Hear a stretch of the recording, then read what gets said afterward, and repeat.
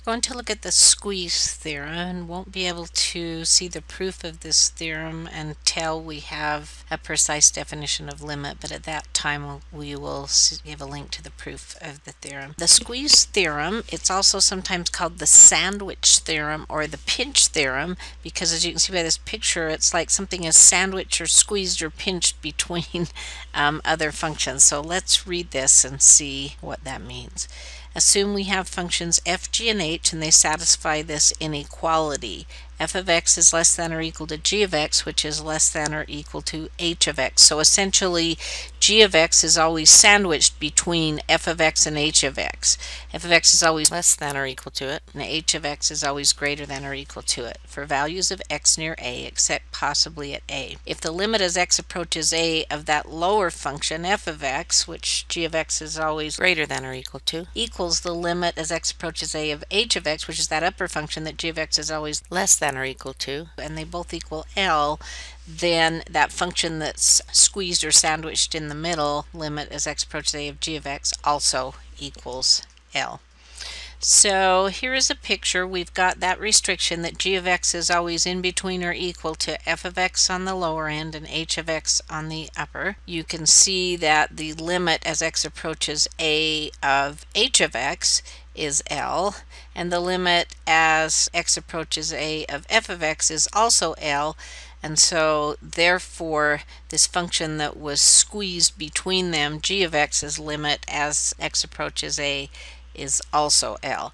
Now it doesn't matter how crazy that function in between is, as long as h of x is always greater than or equal to it, and in this case this is labeled g of x is always less than or equal to it. If this f of x satisfies that inequality, and if the limits of the upper and lower ones, in this case h and g, in this case at c, equals L, then we know the limit as x approaches c of f of x is also L.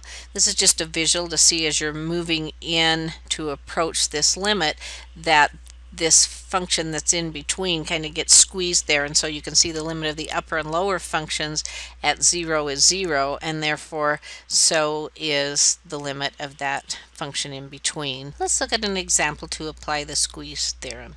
So we're going to verify that the limit as x approaches 0 of x squared sine 1 over x equals 0.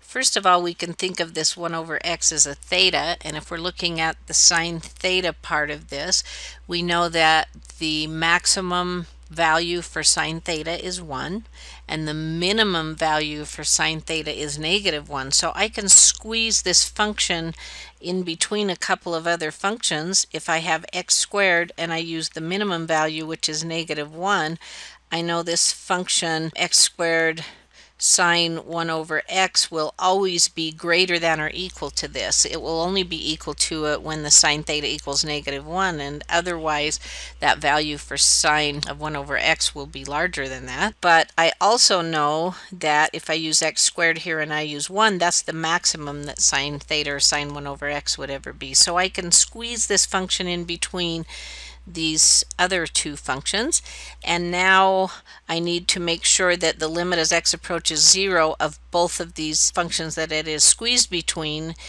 equals the same value, L, and if it does, then the function in the middle is also that. So I have the limit as x approaches 0 of -x squared, and I know that is 0. And the limit as x approaches 0 of x squared is also 0. So by the squeeze theorem, I know that the limit as x approaches 0 of -x squared equals the limit as x approaches 0 of x squared sine 1 over x, and that also equals the limit as x approaches 0 of x squared, and therefore that limit of x squared sine 1 over x must also be 0. Looking at the graph here, we can see that that is the case. These are squeezed between, and as we approach 0, all three functions approach 0.